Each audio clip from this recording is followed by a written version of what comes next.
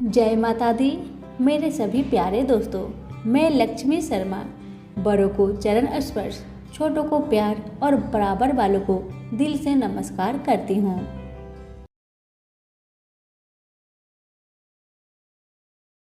आज की कथा में आप सभी सुनेंगे पिपलाद और शनि भगवान की कथा। जो भी इनकी कथा को सच्चे मन से श्रवण करेगा उसकी सारी दुख तकलीफ समाप्त हो जाएगी। कहते हैं कि किसी पर शनि की 6.5 होती है तो विद्वानों द्वारा कहा जाता है कि आप पीपल वृक्ष की पूजा करें। आखिर इसके पीछे का कारण क्या है, आइए इस रहस्य को जानते हैं। पिपलाद ऋषि का नाम आप सभी ने सुना होगा। वह महर्षि दधीचि के पुत्र थे। महर्षि दधीचि जिन्होंने अपनी हड्डियों का दान कर दी थी, जिससे इंद्र का वज्र बनाकर और वृत्रासुर का संहार संभव हो पाया था। यह घटना ब्रह्म पुराण की है। शमशान में जो महर्षि दधीचि के मांस पिंड का दाह संस्कार हो रहा था तो उनकी पत्नी अपने पति का वियोग सहन न कर पाई और पास में स्थित पीपल के वृक्ष की कोटर में, जो जड़ों के कारण एक गड्ढा बन जाता है, उसमें अपने 3 वर्ष के बालक को रखकर स्वयं चीता पर सती हो गई। इस प्रकार महर्षि दधीचि और उनकी पत्नी का बलिदान हो गया। किंतु पीपल की कोटर में रखा बालक भूख प्यास से तड़पने लगा और चिल्लाने लगा। जब कोई वस्तु से नहीं मिली तो कोटर में गिरे हुए पीपल के फल खाकर वह बड़ा होने लगा। एक दिन देवऋषि नारद वहां से गुजर रहे थे। नारद जी ने पीपल की कोटर में बालक को देखकर उससे उसका परिचय पूछा। बालक ने अपना परिचय दिया और बताया कि मैं नहीं जानता कि मैं कौन हूँ। नारद ने पूछा, तुम्हारा जनक कौन है? तब बालक भी उसी तरह का उत्तर दिया कि वह नहीं जानता कि उसके जनक कौन है। तब नारद जी ने अपना ध्यान धरकर उस बच्चे के बारे में पूरी जानकारी निकाली और उसे बताया कि तुम महान दधीचि के पुत्र हो। तुम्हारे पिता की अस्थियों का वज्र बनाकर ही देवताओं ने असुरों पर विजय प्राप्त की थी। नारद ने बताया कि तुम्हारे पिता दधीचि की मृत्यु मात्र 31 वर्ष की उम्र में ही हो गई थी। बालक ने अपने पिता की अकाल मृत्यु के बारे में जानना चाहा। तब नारद जी ने बताया कि उन पर आई इस विपत्ति का कारण शनिदेव की महादशा थी। नारद जी ने उस बालक को पिपलाद नाम दिया क्योंकि वह पीपल के पत्ते और उसका गुदा खाकर बड़े हुए थे। उसके बाद नारद जी ने उसे दीक्षित किया। नारद जी के जाने के बाद उस बालक ने, जिसका नाम पिपलाद था, ब्रह्मा जी की घोर तपस्या की। ब्रह्मा जी ने जब बालक से वर मांगने के लिए कहा तो पिपलाद ने अपने दृष्टि मात्र से किसी को भी जलाने की शक्ति मांगी। ब्रह्मा जी ने उसे वरदान दे दिया। ब्रह्मा जी के वरदान के बाद पिपलाद ने सबसे पहले शनि देव का आह्वान किया और उन्हें अपने सामने प्रस्तुत किया। सामने पाकर उन्होंने शनि देव को भस्म करना शुरू कर दिया। शनि देव शरीर से जलने लगे। ब्रह्मांड में कोलाहल मच गया। सूर्य पुत्र शनि की रक्षा के लिए सारे देवता विफल प्रतीत हो रहे थे। सूर्य ने अपनी आंखों के सामने अपने पुत्र को जलता हुआ देखा। ब्रह्मा जी उसे बचाने के लिए विनय निवेदन किया। ब्रह्मा जी ने स्वयं पिपलाद के सम्मुख प्रकट होकर शनिदेव को छोड़ने के लिए कहा, किंतु वह तैयार न हुए। ब्रह्मा जी ने एक के बदले 2 वरदान मांगने की बात कही। तब पिपलाद ने खुश होकर 2 वरदान मांगे। पहला, जन्म से 5 वर्ष तक किसी भी बालक की कुंडली में शनि उसको कारक नहीं होगा। जैसे मैं अनाथ हुआ, शनि के कारण कोई और अनाथ नहीं होगा। दूसरा, उन्होंने कहा मुझे अनाथ को पीपल में शरण दी थी। जो व्यक्ति सूर्य उदय से पूर्व पीपल वृक्ष पर जल चढ़ाएगा उस पर शनि की बुरी महादशा का असर नहीं होगा। ब्रह्मा जी ने तथास्तु कहकर वरदान दिया। तब पिपलाद ने चलते हुए शनि को अपने ब्रह्म दंड से उसके पैरों पर आघात करते हुए मुक्त किया, जिससे शनि देव की पैर क्षतिग्रस्त हो गए और वह पहले जैसे तेजी लायक नहीं रहे। आता तभी से शनि को शनिचराय, जिसे हम आम भाषा में शनिचर कहते हैं, कहा जाता है कि रतिया शनिचरा जो धीरे धीरे चलता है, वह शनिचराय आग से जलने के कारण शनि की काया काली पड़ गई। आप अक्सर किसी भी पीपल के पेड़ के नीचे शनि की काली मूर्ति जरूर देखते होंगे। उसके पीछे यही पौराणिक कारण है। जब शनि की महादशा या साढ़े साती चलती है, जो आपके लिए अच्छी नहीं है, तो ज्ञानी जनों के पास बहुत सारे उपाय होते हैं, परंतु आम जनों को करने का एक साधारण सा उपाय मैं आपको बताती हूँ, जिसका लाभ 100% मिलता है। आपको सुबह उठना है, सूर्योदय से पूर्व नहा धोकर पीपल के वृक्ष को जल देना है, उसके साथ चक्कर लगाने हैं और 7 चक्कर लगाने के बाद इस मंत्र को हिंदी में बोलना है। आपको कहना है कि जिस तरह से आपने पिप्पलाद ऋषि की रक्षा की थी, ठीक उसी तरह मेरी भी रक्षा करें, और आप पाएंगे कि कुछ ही दिनों में आपकी जिंदगी में शनि के बुरे प्रभाव कम होते जा रहे हैं। प्रेम से बोलिए शनि भगवान की जय, पिप्पलाद ऋषि की जय। पुराणों में शनि देव के जन्म की कई कथाएं मौजूद है, जिससे सबसे अधिक प्रचलित कथा स्कंद पुराण के काशी खंड में मौजूद है। कथा के अनुसार सूर्यदेव का विवाह राजा दक्ष की पुत्री संज्ञा के साथ हुआ था। सूर्यदेव और संज्ञा को 3 पुत्र वैश्वतमन, यमराज और यमुना का जन्म हुआ। सूर्यदेव का तेज काफी अधिक था, जिसे लेकर संज्ञा काफी परेशान रहती थी। वे सूर्यदेव की अग्नि को कम करने का उपाय सोचती रहती थी। सोचते सोचते उन्हें एक उपाय सूझा और उन्होंने अपनी एक हम शकल बनाई, जिसका नाम उन्होंने स्वर्णा रखा। स्वर्णा के कंधों पर अपने 3 बच्चों की जिम्मेदारी डालकर संज्ञा जंगल में कठिन तपस्या के लिए चली गई। संज्ञा की छाया होने के कारण सूर्यदेव को कभी स्वर्णा पर शक नहीं हुआ, और स्वर्णा एक छाया होने के कारण उसे भी सूर्यदेव की तेज से कोई परेशानी नहीं हुई। उधर संज्ञा तपस्या में लीन थी, वही सूर्यदेव और स्वर्णा से 3 बच्चे मनु, शनिदेव और भद्रा का जन्म हुआ। हिंदू धर्म में यह कथा काफी प्रचलित है। कहा जाता है एक बार भगवान सूर्यदेव पत्नी स्वर्णा से मिलने आए। सूर्यदेव के तप और तेज के आगे शनिदेव महाराज की आंखें बंद हो गई और वे उन्हें देख नहीं पाए। वहीं शनिदेव की वर्ण को देख भगवान सूर्य ने पत्नी स्वर्णा पर शक करते हुए कहा कि ये मेरा पुत्र नहीं हो सकता। ये बात सुनते ही शनिदेव के मन में सूर्यदेव के लिए शत्रु भाव पैदा हो गए, जिसके बाद उन्होंने भगवान शिव की कठिन तपस्या करनी शुरू कर दी। शनिदेव की कठिन तपस्या के बाद भगवान शिव प्रसन्न हुए और उन्हें वरदान मांगने को कहा। इस बात पर शनिदेव ने शिव जी से कहा कि सूर्यदेव मेरी माँ का अनादर और प्रताड़ित करते हैं, जिस वजह से उनकी माता को हमेशा अपमानित होना पड़ता है। उन्होंने सूर्यदेव से ज्यादा शक्तिशाली और पूजनीय होने का वरदान मांगा। शनिदेव की इस मांग पर उन्होंने शनिदेव को 9 ग्रहों का स्वामी होने का वरदान दिया। उन्हें सबसे श्रेष्ठ स्थान की प्राप्ति हुई। इतना ही नहीं, उन्हें ये भी वरदान दिया गया कि सिर्फ मानव जातक का ही नहीं, बल्कि देवता, असुर, गंधर्व, नाग और जगत के सभी प्राणी उनसे भयभीत रहेंगे। प्रेम से बोलिए शनि महाराज की जय हो।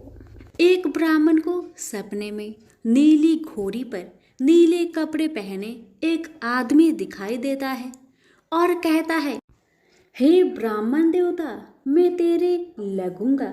ब्राह्मण घबरा कर उठ गया। अगले दिन यही सपना उसे फिर आता है। यह सपना उसे रोज आने लगा। वह परेशान हो गया और चिंता के मारे दुबला होने लगा।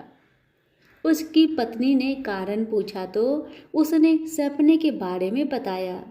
ब्राह्मणी बोली, वे अवश्य ही शनि महाराज होंगे। अब की बार देखे तो कहना लग जाओ, पर सवा पहर से ज्यादा मत लगना। उस दिन सपना आने पर ब्राह्मण ने कहा, लग जाओ, पर कितने समय के लिए लगोगे? शनि जी बोले, 7.5 वर्ष का लगूंगा। ब्राह्मण ने कहा, क्षमा करे शनि जी, इतना भारी तो मुझसे झेला नहीं जाएगा। तब शनि जी बोले, तो 5 वर्ष का लग जाऊंगा। ब्राह्मण बोला, यह भी मेरे लिए ज्यादा है। शनि जी बोले, 2.5 साल का लग जाओ। ब्राह्मण ने मना किया तो शनि जी कहने लगे, सवा पहर का तो लगूंगा ही, इतना तो कोढ़ी कलंगी भिखारी के भी लग जाता हूँ। तब ब्राह्मण ने कहा, ठीक है। ब्राह्मण को सवा पहर की शनि की दशा लग गई। ब्राह्मण ने नींद से जाकर ब्राह्मणी से कहा, मेरी सवा पहर शनि की दशा लग गई है, इसलिए मैं जंगल में जाकर यह समय बिताऊंगा। मेरे लिए खाने पीने का सामान बांध दे। मेरे पीछे से किसी से लड़ाई झगड़ा ना हो, इसका ध्यान रखना। ज्यादातर घर में ही रहना, बच्चों का भी ध्यान रखना। इस सवा पहर के समय में कोई गाली भी दे तो चुपचाप सुन लेना, बहस मत करना। यह सब समझाकर ब्राह्मण जंगल में चला गया। जंगल में ब्राह्मण एक पीपल के पेड़ के नीचे बैठ गया और हनुमान जी का पाठ करने लगा। एक पहर बीत गया। ब्राह्मण ने सोचा बाकी बचा समय रास्ते में बीत जाएगा, इसलिए वहां से चल दिया। रास्ते में एक बाड़ी में मतीरे लगे देखे। माली से एक मतीरा खरीदा, पोटली में बांधा और आगे बढ़ा। आगे एक आदमी मिला जो असल में शनिदेव थे। ब्राह्मण से पूछा, पोटली में क्या है? उसने कहा, मतीरा है। शनिदेव बोले, दिखाओ। ब्राह्मण ने पोटली खोली। उसमें राजकुमार का कटा हुआ खून से लथपथ सिर। शनिदेव ब्राह्मण को राजा के पास ले गए और कहा कि इस ब्राह्मण ने राजकुमार की हत्या कर दी है, इसके पास पोटली में राजकुमार का सिर है। राजा ने कहा, मैं यह नहीं देख सकता, इस ब्राह्मण को सूली पर चढ़ा दो। राजा के यहाँ हाहाकार मच गया। ब्राह्मण को सूली पर चढ़ाने से पहले पूछा गया कि उसकी कोई आखिरी इच्छा हो तो बताए। ब्राह्मण ने सोचा किसी तरह सवा पहर पूरा करना होगा। उसने कहा, वह रोज बालाजी की कथा सुनता है, मरने से पहले अंतिम बार बालाजी की कथा सुनना चाहता हूँ। ब्राह्मण को कथा सुनाने का प्रबंध किया गया। कथा कहते कहते सवा पहर पूरा हो गया। शनि की दशा टलते ही राजकुमार शिकार खेर कर लौटता हुआ दिखाई दिया। राजकुमार को आता देख राजा बहुत खुश हुआ, लेकिन उसे निर्दोष ब्राह्मण की हत्या का दोष लगने का डर सताने लगा। उसने तुरंत घुड़सवार सैनिकों को ब्राह्मण को आदर सहित ले आने के लिए भेजा। ब्राह्मण राज दरबार में आया तो राजा ने क्षमा मांगी और पोटली दिखाने के लिए कहा। पोटली खोली तो उसमें मतीरा था। राजा ने इन सब के बारे में पूछा तो ब्राह्मण ने बताया, मुझे सवा पहर की शनिचर की दशा लगी थी, इस कारण यह सब तमाशा हुआ। राजा ने पूछा, यह दशा कैसे टलती है?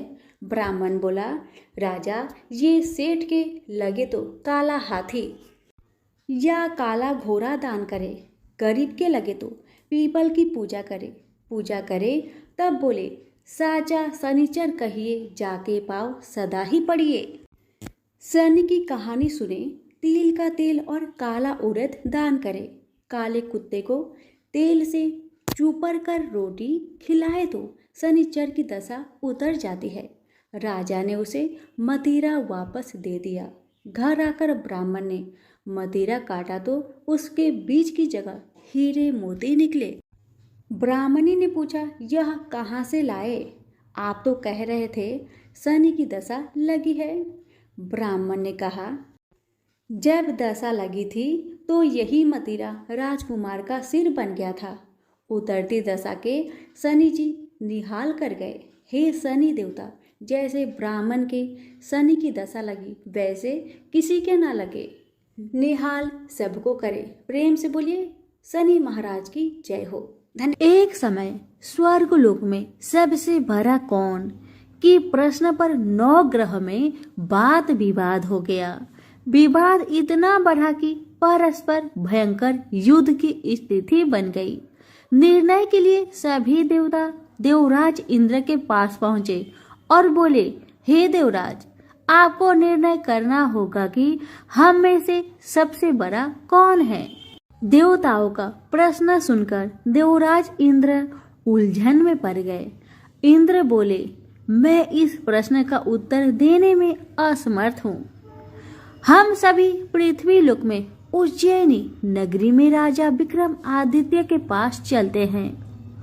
देवराज इंद्र सहित सभी ग्रह उज्जैनी नगरी पहुंचे। महल में पहुंचकर जब देवताओं ने उनसे अपना प्रश्न पूछा तो राजा विक्रमादित्य भी कुछ देर के लिए परेशान हो उठे, क्योंकि सभी देवता अपनी अपनी शक्तियों के कारण महान थे। किसी को भी छोटा या बड़ा कह देने से उनके क्रोध के प्रकोप से भयंकर हानि पहुंच सकती थी। अचानक राजा विक्रमादित्य को एक उपाय सूझा और उन्होंने विभिन्न धातुओं स्वर्ण, रजत, कांसा, तांबा, सीसा, रांगा, जस्ता, अबरक व लोहे के 9 आसन बनवाए। धातुओं के गुणों के अनुसार सभी आसनों को एक दूसरे के पीछे रखवाकर उन्होंने देवताओं को अपने अपने सिंहासन पर बैठने को कहा। देवताओं के बैठने के बाद राजा विक्रमादित्य ने कहा, आपका निर्णय तो स्वयं हो गया। जो सबसे पहले सिंहासन पर विराजमान है वही सबसे बड़ा है। राजा विक्रमादित्य के निर्णय को सुनकर शनि देवता ने सबसे पीछे आसन पर बैठने के कारण अपने को छोटा जानकर क्रोधित होकर कहा, राजा विक्रमादित्य, तुमने मुझे सबसे पीछे बैठाकर मेरा अपमान किया है। तुम मेरी शक्तियां से परिचित नहीं हो। मैं तुम्हारा सर्वनाश कर दूंगा।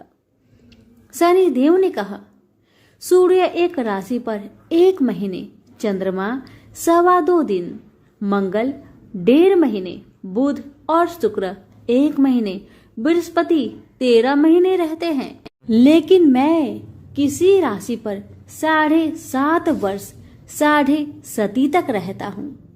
बड़े बड़े देवताओं को मैंने अपने प्रकोप से पीड़ित किया है। राम को 7.5 के कारण ही वन में जाकर रहना पड़ा और रावण को 7.5 के कारण ही युद्ध में मृत्यु का शिकार बनना पड़ा। राजा, अब तू भी मेरे प्रकोप से नहीं बच सकेगा। इसके बाद अन्य ग्रहों के देवता तो प्रसन्नता के साथ चले गए, परंतु शनिदेव बड़े क्रोध के साथ वहां से विदा हुए। राजा विक्रमादित्य पहले की तरह ही न्याय करते रहे। उनके राज्य में सभी स्त्री पुरुष बहुत आनंद से जीवन यापन कर रहे थे। शनिदेव अपना अपमान नहीं भूले। एक दिन राजा की परीक्षा लेने शनिदेव घोड़े के व्यापारी के रूप में राज्य पहुंचे। जब राजा विक्रमादित्य को इस बात का पता चला तो उन्होंने अपने अश्वपाल को कुछ घोड़े खरीदने के लिए भेजा। घोड़े बहुत कीमती थे।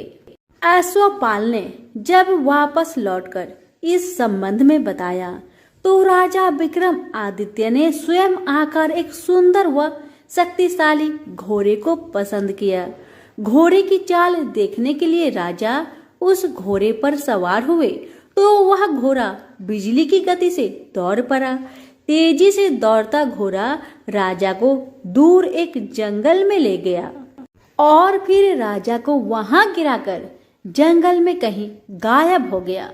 राजा अपने नगर को लौटने के लिए जंगल में भटकने लगा, लेकिन उन्हें लौटने का कोई रास्ता नहीं मिला। राजा को भूख प्यास लग गई। बहुत घूमने पर उसे एक चारवाहा मिला। राजा ने उससे पानी मांगा। पानी पीकर राजा ने उस चारवाहे को अपनी अंगूठी दे दी।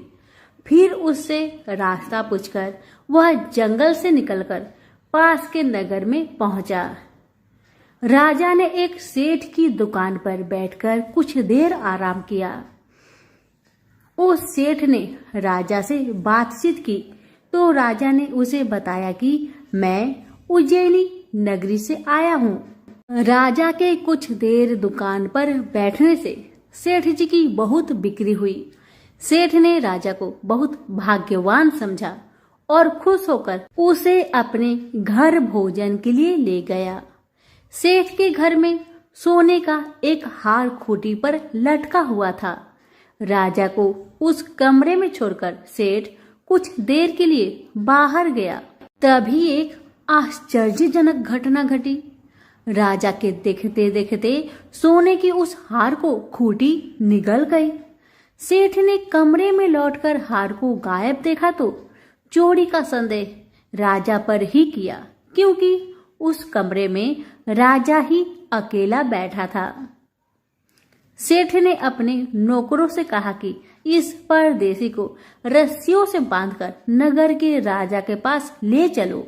राजा ने विक्रमादित्य से हार के बारे में पूछा तो उसने बताया कि उसके देखते ही देखते खूंटी ने हार को निगल लिया था। इस पर राजा ने क्रोधित होकर चोरी करने के अपराध में विक्रमादित्य के हाथ पांव काटने का आदेश दे दिया। राजा विक्रमादित्य के हाथ पांव काटकर उसे नगर की सड़क पर छोड़ दिया गया। कुछ दिन बाद एक तेली उसे उठाकर अपने घर ले गया और उसे अपने कोल्हू पर बैठा दिया।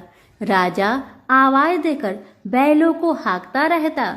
इस तरह तेली का बैल चलता रहा और राजा को भोजन मिलता रहा। शनि के प्रकोप की 7.5 पूरी होने पर वर्षा ऋतु प्रारंभ हुई।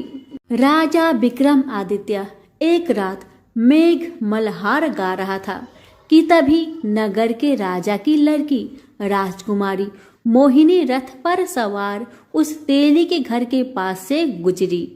उसने मेघ मल्हार सुना तो उसे बहुत अच्छा लगा और दासी को भेजकर गाने वाले को बुला लाने को कहा। दासी ने लौटकर राजकुमारी को अपंग राजा के बारे में सब कुछ बता दिया।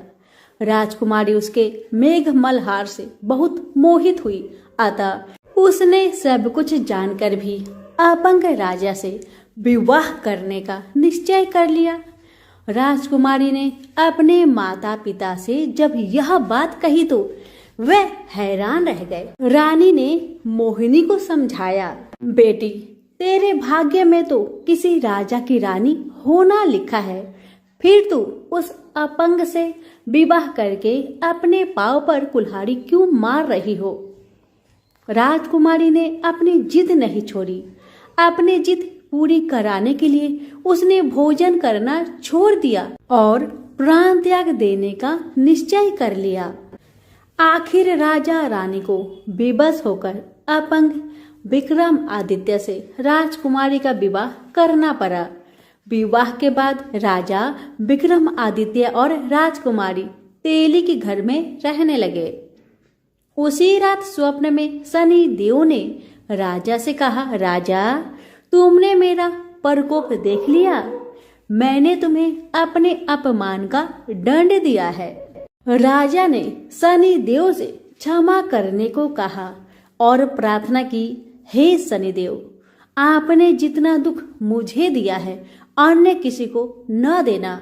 शनिदेव ने कुछ सोचकर कहा, राजा मैं तुम्हारी प्रार्थना स्वीकार करता हूँ। जो कोई स्त्री पुरुष मेरी पूजा करेगा शनिवार को व्रत करके मेरी व्रत कथा सुनेगा, उस पर मेरी अनुकंपा बनी रहेगी। प्रातःकाल राजा विक्रमादित्य की नींद खुली तो अपने हाथ पांव देखकर राजा को बहुत खुशी हुई।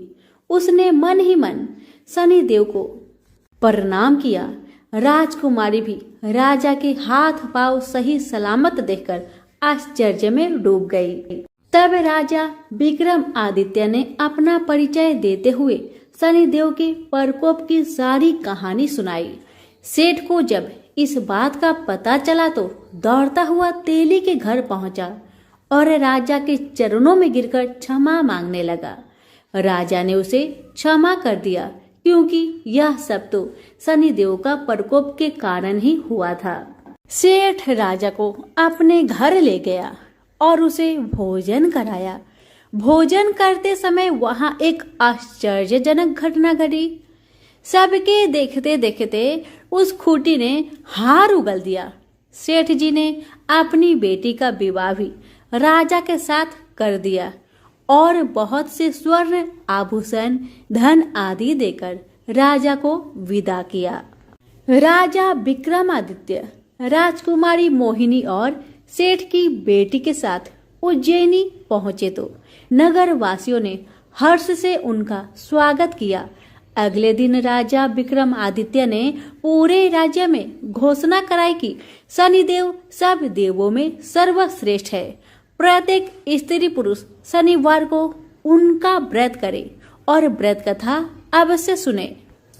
राजा विक्रमादित्य की घोषणा से शनिदेव बहुत प्रसन्न हुए। शनिवार का व्रत करने और व्रत कथा सुनने के कारण सभी लोग की मनोकामनाएं शनिदेव की अनुकंपा से पूरी होने लगी। सभी लोग आनंद पूर्वक रहने लगे। तो प्रेम से बोलिए शनि भगवान की जय हो।